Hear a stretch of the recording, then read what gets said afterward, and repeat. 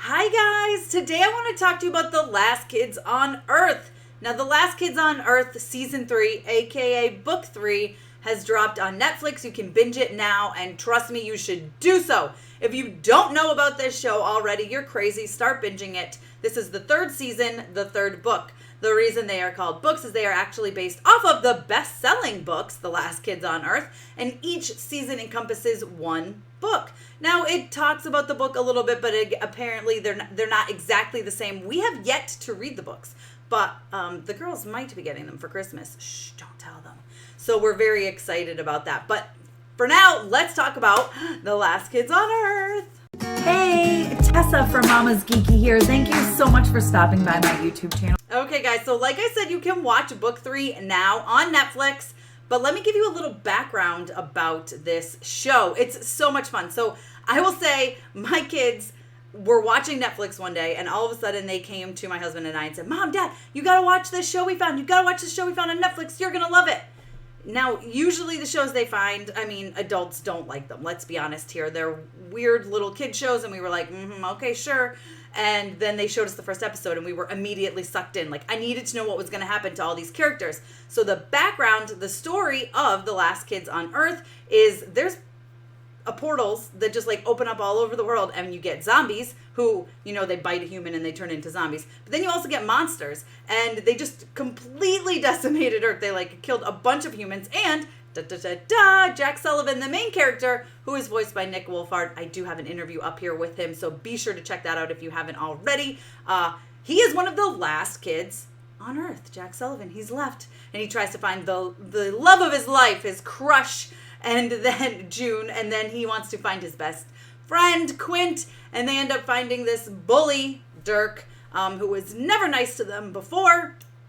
But, the world has changed. They're the last kids on Earth, so will he be nice to them? I don't know.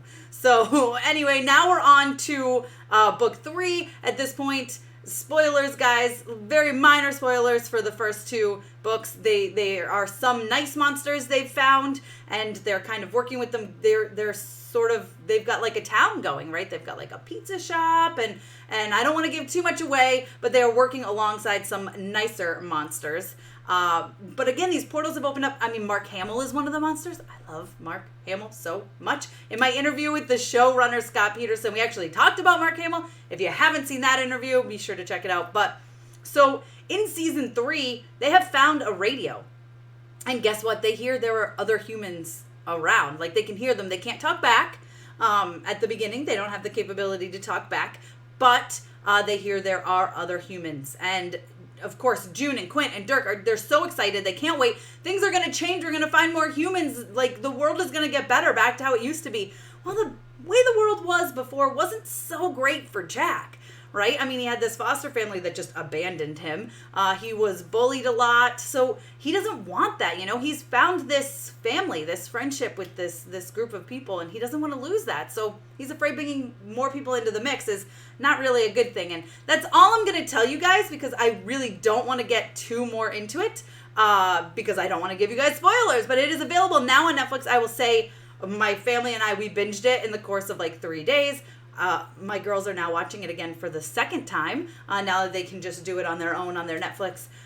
But seriously, it's so good, and it just makes me want more and more and more and more. And there are more books, so fingers crossed we will get more seasons. But like I said, I don't want to give you guys any spoilers. The Last Kids on Earth Book 3 is available on Netflix now. I highly recommend it. It's so much fun. The character arcs and the character development, the overall plot in this one is insane.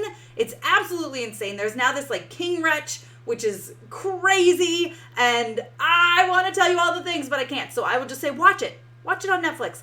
You guys, by the time you get to this review, if you've already watched it, let me know what you think down below. Try to keep it minimally spoilers or spoiler free for those people who haven't seen it.